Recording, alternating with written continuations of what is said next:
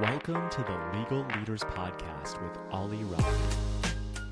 Justin McCallon is the founder and CEO of StrongSuit, the sponsor of this podcast. StrongSuit is an AI platform built to modernize and accelerate core legal workflows. Justin is a former practicing attorney who went on to lead large-scale analytics transformation and AI initiatives at companies like AT&T and DIRECTV before founding StrongSuit. In this episode, you'll hear Justin's vision for the future of legal technology, including his view that a significant portion of litigation work, anywhere from 50 to 99%, could be automated by AI agents in the near future. We also talk about what this shift means for lawyers and how the market is evolving, and also how JDs can build highly successful, non-traditional careers at the forefront of legal innovation. We hope you enjoy the episode. Justin McCallon is the founder and CEO of StrongSuit. Justin, welcome to the podcast. Thanks so much for having me. So, Justin, are you Atlanta born and raised? I'm not. So I spent a good bit of time in Atlanta, but I was born in DC and moved 31 times. 31 times. That's insane. When I was researching you, I noticed you've lived sort of everywhere, New York, Miami, Dallas, but I didn't see California. So is there no love for California? I'm in San Francisco right now, actually. So I have an apartment here now, and I split time between Dallas and San Francisco. And Bay Area is great. There's so much happening in legal tech right now and in AI in general. So it's an awesome place to be. That's awesome to hear. Yeah, I've spoken with some legal tech founders in the past, and I've heard you on another podcast where you said it's like a space with a ton of opportunity. You're seeing a ton of companies come up. So excited to talk to you about StrongSuit. But first, let's talk about your amazing career. So you did go to law school. You went to Emory and you got your JD there. And you started law school right during the Great Recession, if I'm not mistaken, right? Yeah, that's right. So I started in 2008, finished in 2011. And what was it like entering law school during that time? Very scary. So I'm sure that there are other periods, and now is probably a great example of one, but other periods where young lawyers or law students are very nervous about the profession and all that. We definitely had that experience when I was in law school. A lot of people had their offers rescinded, myself included. A lot of people just had a lot of trouble getting jobs. And it took a lot of effort to kind of find something that worked. But I ended up practicing doing commercial restructuring and M&A. My focus in law school was kind of a mix of bankruptcy and transactional. And so it ended up being a pretty good fit. So I was happy how it ended up, but it was very hectic prior to that first role. Yeah, so that's insane. Can you say a little bit more about the offer being rescinded? That seems like the worst fear of any law student. So they basically gave you an offer and said, we don't have enough space kind of a thing?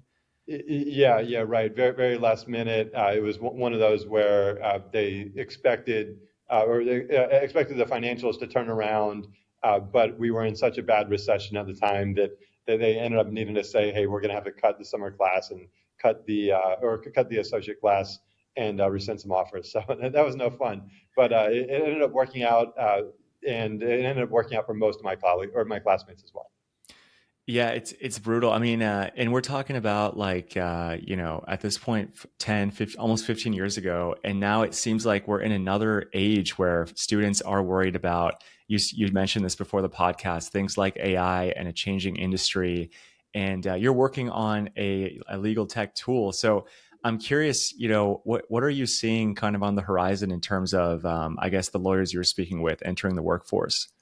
Yeah, I have probably a different perspective than most other people, but what I would say and what we've seen from our customers and other people that we speak with, young lawyers tend to be very tech forward. You're all aware of the AI revolution happening right now, and you are probably aware of how fast the world is changing more than the rest of the world. You have a big advantage. These skills take time to learn. And it's hard to learn them when you're doing your normal job.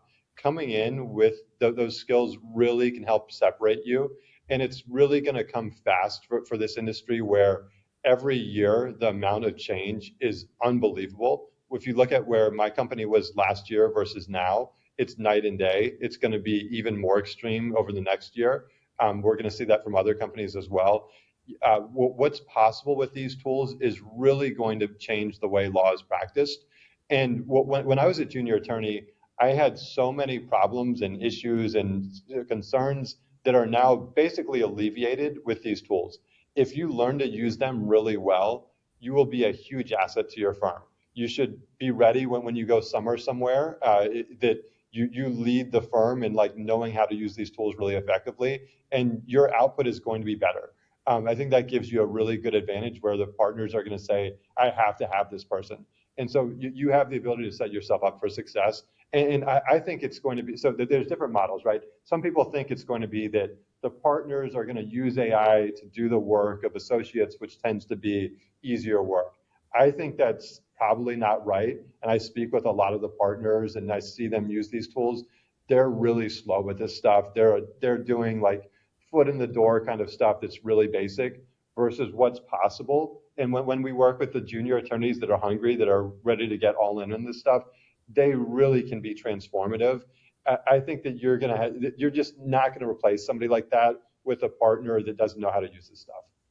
Super helpful feedback. Moving through your career here, you did work as a lawyer for about a year, and you said you did some bankruptcy work. And then what caused you to pivot? Because you went to McKinsey after.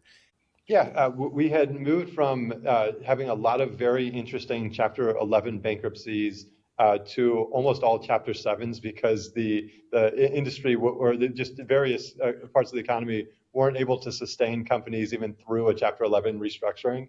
And as a result, we'd gone from this like very interesting area that's super complex to you're papering a bankruptcy, and it was incredibly uninteresting relative to what we had before, and it just the economy was so bad at the time. And so at that point, I had an opportunity with McKinsey to kind of get in the back door and then move through that way, and it really aligned well to my strengths. I really enjoyed making that switch. I still enjoyed the law, and I had loved law school. And so it had always been something where I tried to do something that still leveraged some of those skills that I picked up for a few years. Yeah, I noticed you went into strategic sourcing, and you also did procurement at AT&T afterwards. And being on the sales side of things, I worked with a lot of procurement folks. So I'm curious, what motivated you to go into procurement? Yeah, so my primary client when I was at McKinsey was AT&T, and they basically helped set me up with a full-time job there and helped start lead a team there. We basically set up the McKinsey operation through a sourcing team, and then our job was to be the kind of strategy point in the middle of sourcing where we would take our biggest deals and figure out ways to use analytics to help make the deal like something we could negotiate using something quantitative. And it was a lot of fun. That was one of the most impactful roles I had, even though it was the very beginning of my career. It was just we found different ways to drive these $100 million, $1 billion in some cases negotiations.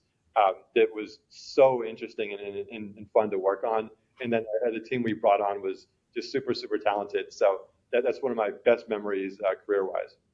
Love to hear it. And you were there for about 6 years, and you were there during some pretty high level acquisitions. So can you talk about what that was like to see the company grow?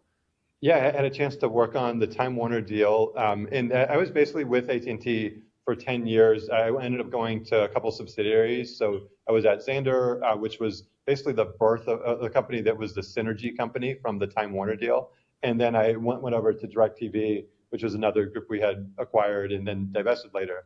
Um, the, the deal with Time Warner was huge. I mean, it was one of the biggest mergers of all time.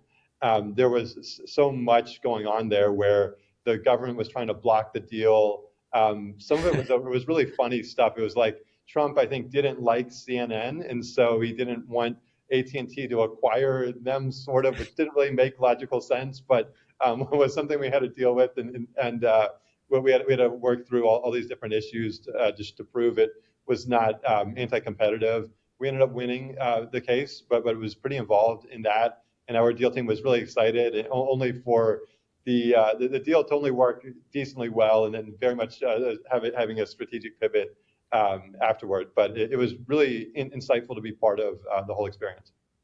That's insane. I mean, I can't even imagine what it was like to see the company transform like that. I guess since we're on the topic, like there, what kind of advice do you have for folks that have maybe got their JD and they've practiced law and they want to pivot to a different type of a role that's maybe not, being a lawyer full time? What is your perspective on that?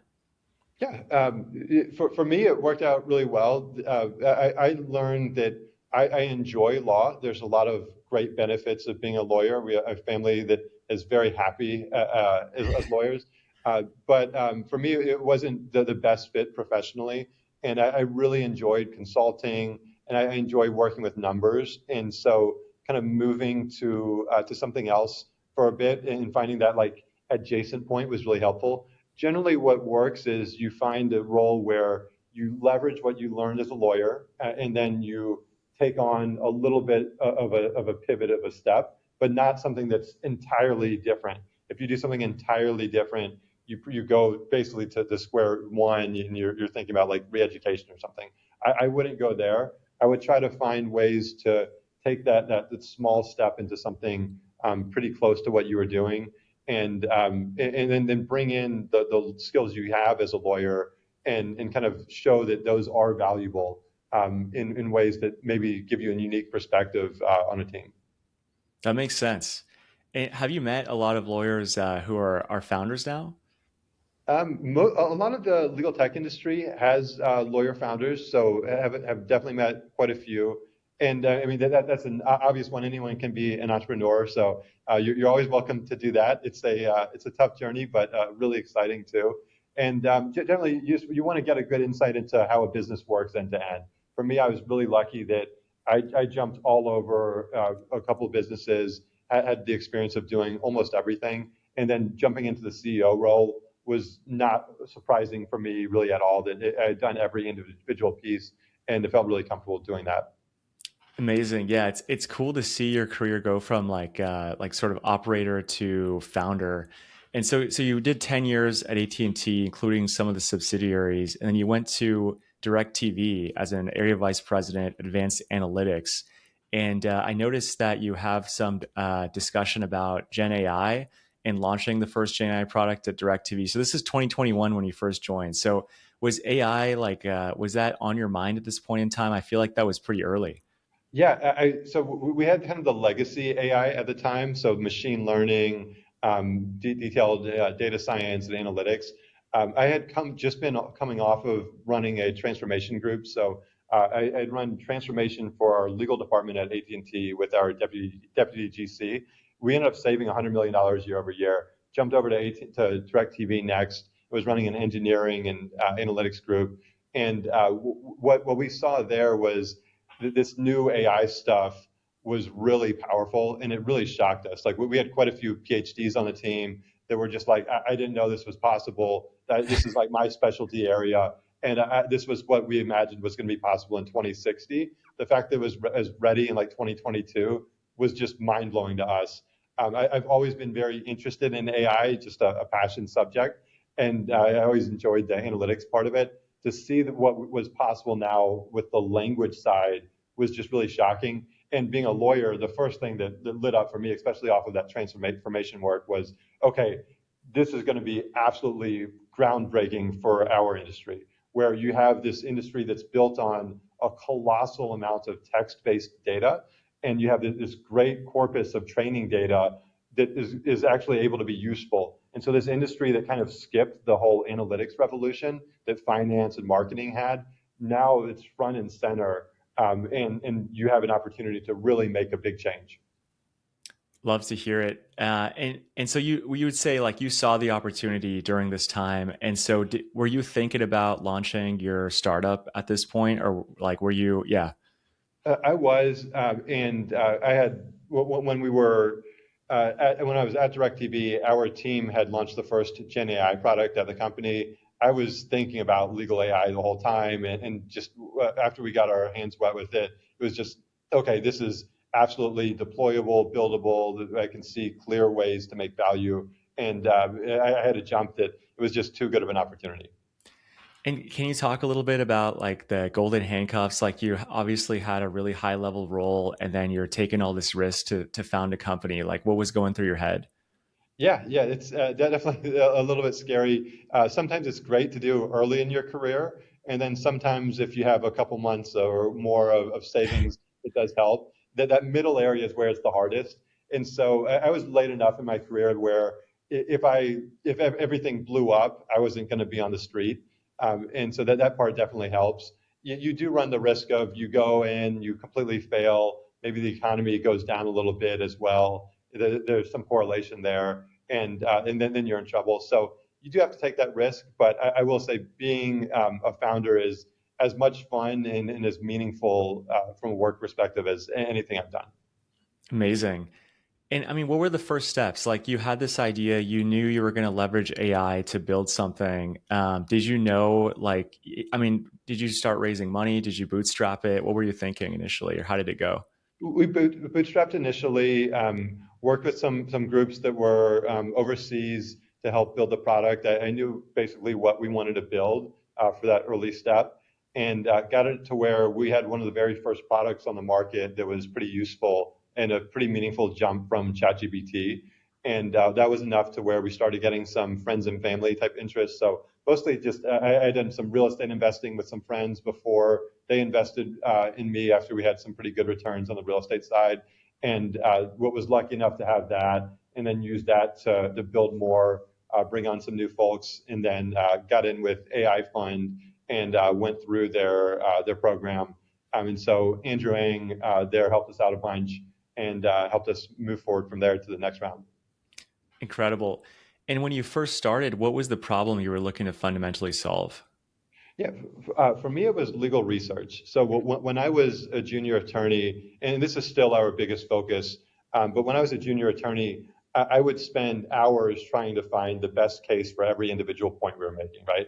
And inevitably, you run into an area where it's like, okay, this specific point that I have to make, I have a pretty mediocre case on this. That's maybe not, it's not very good, but maybe it's the best one there is, and maybe there's something way better and I'm missing the golden case, and I need to do 40 more searches and read through what everybody else is citing and so forth until I find it. And then sometimes you do that and you still miss it, or you spend all this time and it's entirely wasted. And I hated that. That was the most awful part of practicing for me. And I wanted to solve that to where then the next junior attorney didn't need to go through that.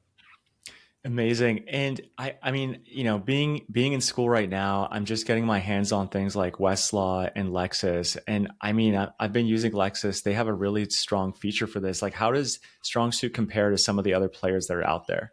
Yeah, we're going to be the strongest, I think, in the world on the full all-in AI legal research aspect. So Westlaw and Lexis were the first companies that built a full case database. They spent decades to do it.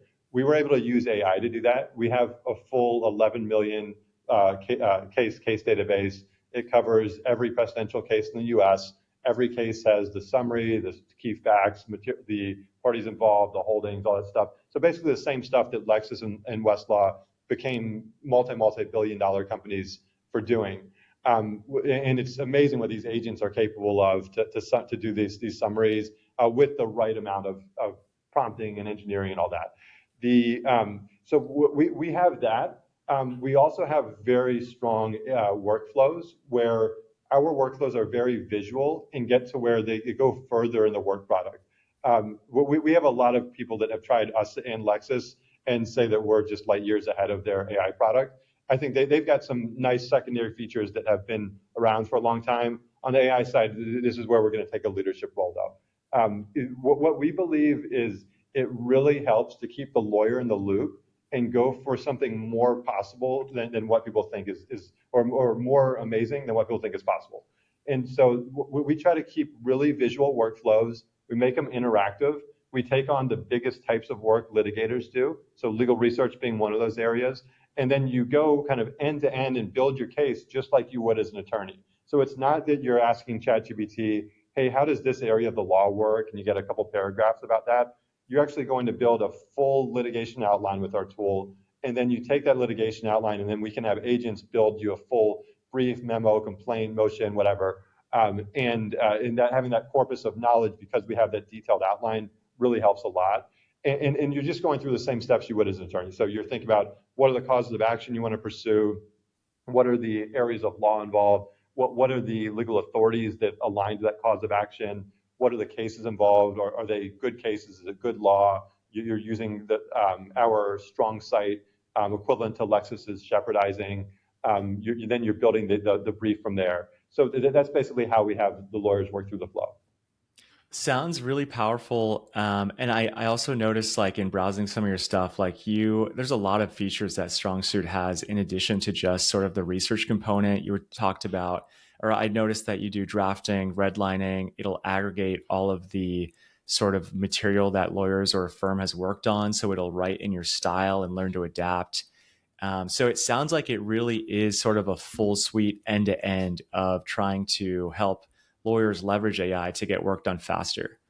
Yeah, I mean, we love building it. We love hearing from our customers. But yeah, our aim is to be the all-in AI resource, especially for litigators. We've got some transactional stuff to help someone that's a litigator, but also does a little bit of like contracting in their practice. We can help them out there to where you have a one-stop shop.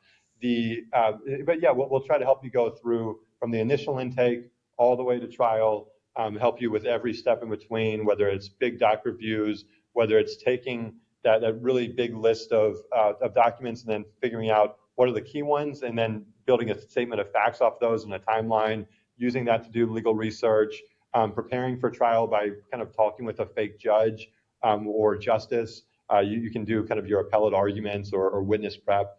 So what we try to think about, what are those really big steps that lawyers need to take that take a lot of time, where the output's really important to have as high quality. And then we're not trying to have AI just automate your work. We're trying to make you a multiplier. And then we keep you in the loop and do something amazing together. Incredible. And I guess you mentioned another podcast, you had 1,200 customers, and I'm curious how much that's grown by. And then you also said it sounds like your primary customers are litigators. Is it firms or solos, or what does the profile look like? Yeah. Lots of smaller and mid-size litigation-focused law firms. A couple of enterprise clients that are like Fortune 500 type groups that we'll work with as well. They've definitely grown since then. We 5x last year. We expect to continue growing steadily this year as well. And yeah, we generally like when you run a startup, you're trying to find like who's your ICP, who's your core focus client. And for us, it's going to be the litigators. A lot of family law attorneys like our tools because we align really well to what they do. And we've started building some unique tools for them, like forensic accounting analysis and so forth. So that's generally who we've been working with. Amazing. And I wanted to mention, like, your YouTube channel has a lot of great demos about how the product works. So folks should definitely check that out. So how big is the team right now at StrongSuit? About 24 people, mostly in San Francisco, a couple of teams in Salt Lake City and Dallas too. Amazing. And like, what's your plans for growth in terms of what does the next year look like? Yeah, we ended up growing the team quickly after our last round. We raised about 10 million in the last round, and basically built out the team size that we knew we needed. So we're operating basically at full capacity now. As we grow, we'll add grow sales. We'll grow some headcount as well over the course of the year, but we'll hopefully make it on to that next round and then kind of do the same thing again. Amazing. And then in terms of models, I also noticed you had mentioned in another podcast that you can actually pick between, for example, Grok, Anthropic, Chat. How does that work? Yeah. So we're very lucky. I mean, this is such an awesome age to just be alive and be able to be in this industry. These foundation model builders are geniuses. Like these people down the street at OpenAI, at XAI, other groups, they're doing just tremendous work. It's really amazing. We get the chance to stand on top of all the work that they're doing. So we'll take the best model for every individual API call we have in this solution. So we might have 200 calls to these different models because we're piecing them together in different ways.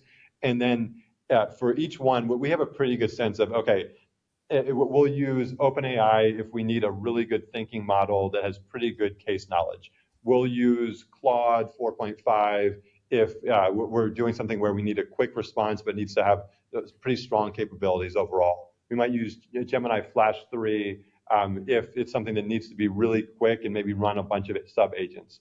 And then we'll usually use Grok if it's a criminal case and the first model stopped us due to something not being allowed. So it's usually pretty helpful there. So we can string together these solutions and get to where every call is using the best model. That's only part of of the value we add, but it's definitely a very noticeable step. It's pretty different for most people. And Justin, are you able to talk a little bit about how your pricing model works? Yeah, we try to keep it as simple as possible. So we're $250 a month, and what we're going to be rolling out an annual plan opportunity that comes at a bit of a discount, but pretty straightforward there. We have some discounts that will run on the website, and so definitely use one of those if you're interested in getting some money off there. And I also mentioned that you don't exactly have a traditional sort of sales process. It's more like you do a free trial and usually people like it and they sign up. Can you say more about that?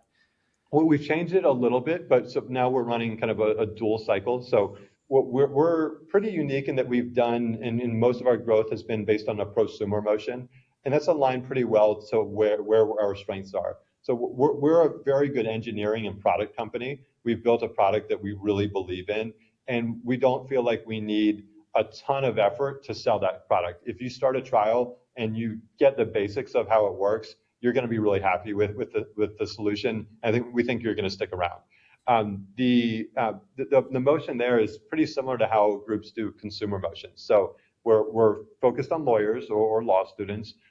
We try to get them to hear about us, whether it's PR, whether it's a podcast, whether it's an ad.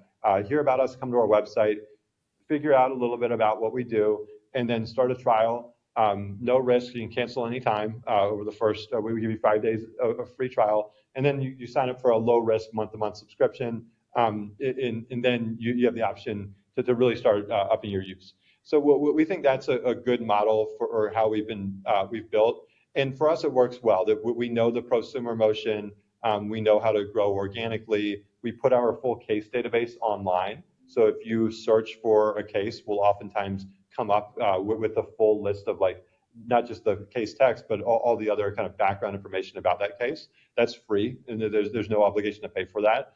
And so that motion works pretty well. We have started doing a commercial motion. If you're a bigger firm, that's probably not going to work for you. The smaller trial motion. So we are starting some outreach there as well. And our team of attorneys and sales reps is always really happy to talk to groups interested there.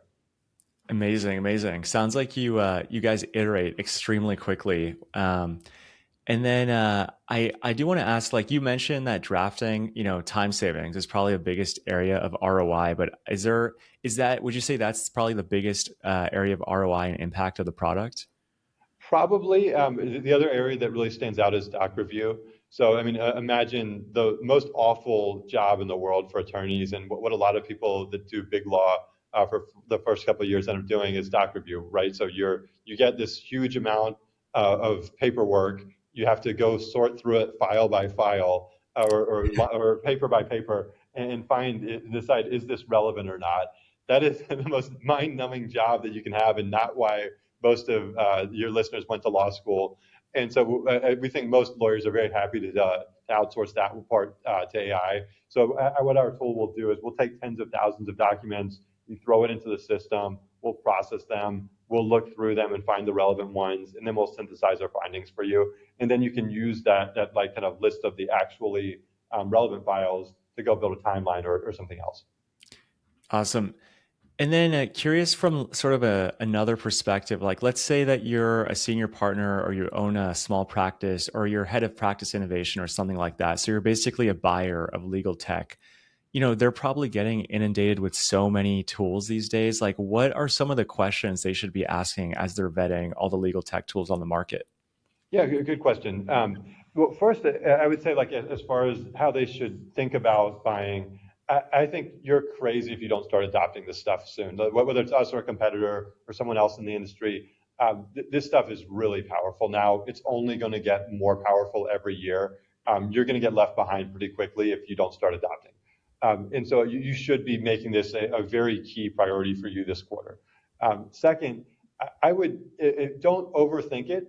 I would take a little bit of time to make some sanitized documents. So take any client information out of the documents that you're going to test, kind of come up with your own fake fact patterns, things like that, stuff to give a good test for these different tools. And then, yeah, do some research, try to figure out tools that have SOC 2 or that are SOC 2 compliant, tools that have won awards. We were the Legal Research Solution of the Year. Tools like that, I think, can stand out to make your short list, and then give it a try. So don't get oversold by the salesperson. Every industry has a lot of hype. Actually, take the documents that you have and go try them. Go try your use case in the tool. See which one comes out with the best result. I think that's going to be your best way to get started. And then pick the one that seems the best and get going quickly. It's not that expensive for this stuff. I mean, if you're billing $400 an hour, you're working 40 hours a week, you can pay $250 for a tool that you can pass on to your client anyway. Your clients will be very happy to get the efficiency.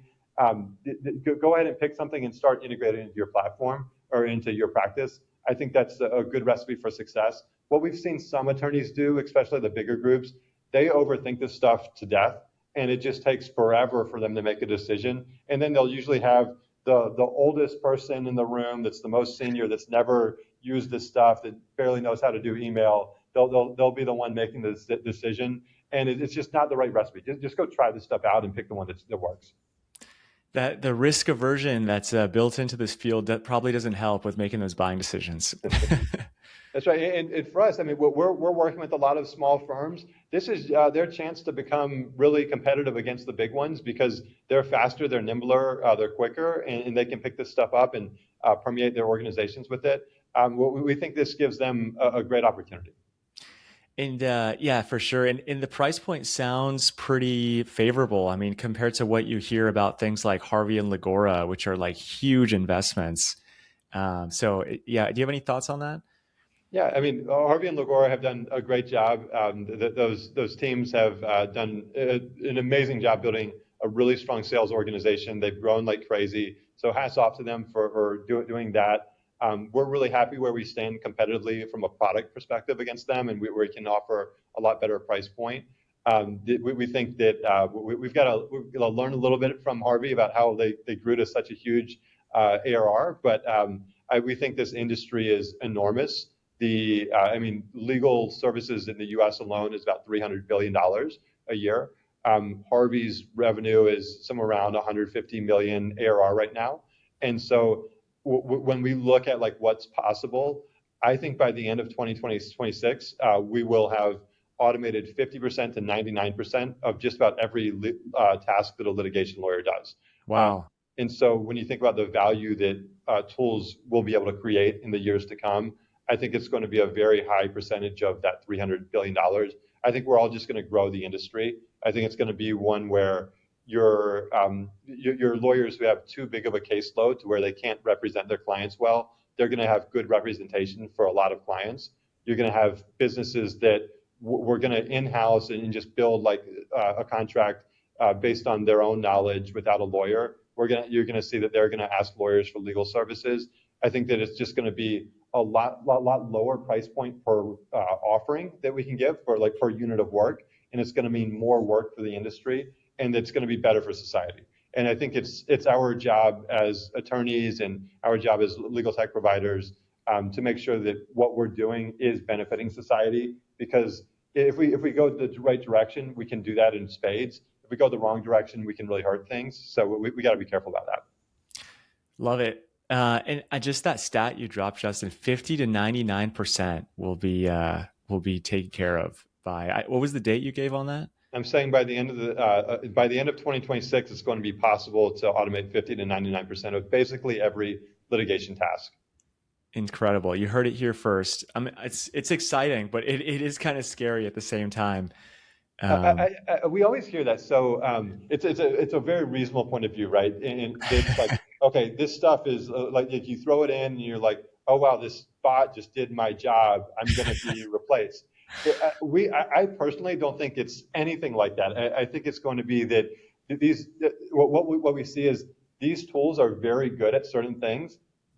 We also are learning humans are very, very capable in ways these tools really, we don't really have a roadmap to solve for, where the general intelligence, the continual learning abilities of humans, we don't have a great way to cure these gaps. Humans are really important in the loop, but you're going to get a cape with this stuff. You're going to be a multiplier. And if you learn to use these tools effectively and integrate them into your workflow as deeply as you can, you're going to get a huge outsized reward. And it's not going to be one, though, where the next office over, they just have one partner running a bunch of bots. You can't do that. It just doesn't work like that. We see it in engineering too. Our engineers are as good as anybody at using these tools. I don't see them being replaced anytime soon by the tools. But they're learning to use them really well, and so our output is so high. I think it's the same thing in law. Gotcha. It's like when the internet came out and everyone was afraid that it would take everyone's jobs, but it's just a tool you leverage to get your job done better. Exactly.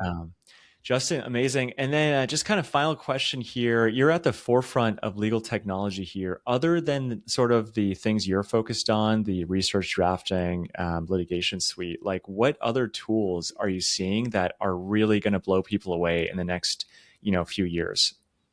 Yeah, I mean, I think we're going to generally see more and more abilities to do agentic work over time, over long time horizons. And that's going to be in 2026, 2027. You're going to see a big growth in that. And so imagine this agent, you give general instructions and it's pretty smart. Imagine it's going to get stuck a lot less and be able to leverage the knowledge base that you have, whether it's if you have a case database or whether you have your firm's internal knowledge bases. It's going to be able to do that. And you're going to be able to start using these tools to help you organize the knowledge that you have to where where the tools themselves can use that more organized stuff. So it becomes kind of recursive. I think on the transactional side, we're seeing really interesting due diligence solutions. I think that, I mean, imagine you have these huge diligence rooms. You're trying to find what's important, similar to what we're doing on doc review. But you're going to be able to surface issues. You're going to be able to figure out how to cure these issues. You're going to be able to kind of think through just end to end for a merger, all these major pieces that you need to investigate. I think that's going to be really exciting for the groups that are building those. And then the other piece is just like the groups that close the loop well will do really well, both from the law firm side as well as the legal tech side.